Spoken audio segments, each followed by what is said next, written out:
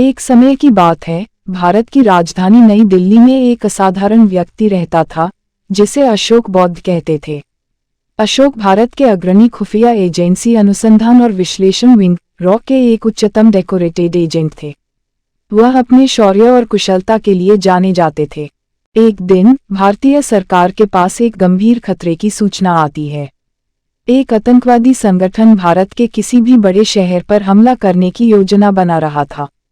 Raw के सामने इस आतंकी हमले को रोकने का महत्वपूर्ण कार्य था, इसके लिए वे अशोक बौद्ध को चुनते हैं। अशोक को इस मिशन की बारीकियों के बारे में बताया गया।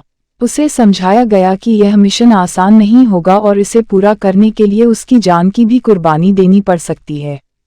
अशोक के लिए राष्ट्र की सुरक्षा सबसे अधिक महत्वपूर्ण थी। वह इस मिशन को स्वीकार करता है। अशोक के पास कुछ दिनों का समय था इस आतंकी हमले को अनजाने में बदलने के लिए।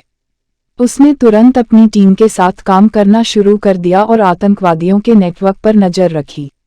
गहरी कठोराइयों में भी अशोक अपनी हिम्मत कभी नहीं हारता था।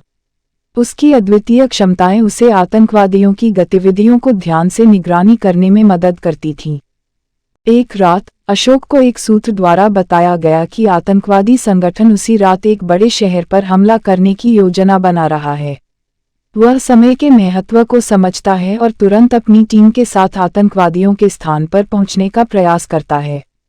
जब वह वहां पहुंचता है, वह अचानक एक बड़े भंडार के बीच खुद को पाता है, जहां विस्फोटक सामग्री को संग्रहित किया गया था। अशोक और उसकी टीम ने तुरंत विस्फोटक सामग्री को नष्ट करने की कोशिश की, लेकिन वह समय से पहले आतंकवादियों के द्वारा गिरफ्तार कर लिया गया। उसे पता चल गया कि वहां एक बम है, जो कुछ ही समय में विस्फोटित होने वाला है। अशोक अपनी टीम को सुरक्षित स्थान पर पहुंचाने के लिए दिलचस्पी लेता है, लेकिन वह जानता है कि उसके पास बम को निष्क्रिय करने का समय नहीं है। वह अपनी टीम को और शहर की जनता को सुरक्षित रखने के लिए एक बलिदान देने का फैसला करता है। अशोक बौद्ध बम की तरफ बढ़ता है और इसे अपने साथ लेकर एक सुरक्षित जगह दौड़ता है, जहां विस्फोट का कम से कम प्रभाव होगा। उसे पता है कि वह इस कार्य को करने के बाद वापस नहीं आएगा, लेकिन अशोक के लिए राष्ट्र की सेवा सबसे बड़ी प्राथमिकता थी। वह अंतिम समय में पहुंचता है और बम को एक वीरगति में विस्फोटित कर देता है। अशोक बौद्ध की बलिदान की वजह से नई दिल्ली के लाखों निवासियों के जीवन बच जाते हैं। वह अपनी जान की बाजी लगाकर अपने मातृभूमि की रक्षा करता है। अशोक बौद्ध के परिवार और दोस्तों को उसकी शहादत का दुख होता है, लेकिन वे उसकी बहादुरी और त्याग के लिए गर्व करते हैं।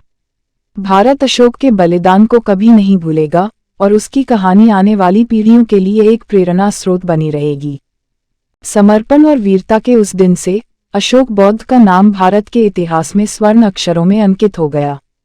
वह एक ऐसे राष्ट्रवादी का प्रतीक बना, जिसके लिए अपनी जिंदगी देने का कोई आपत्ति नहीं थी।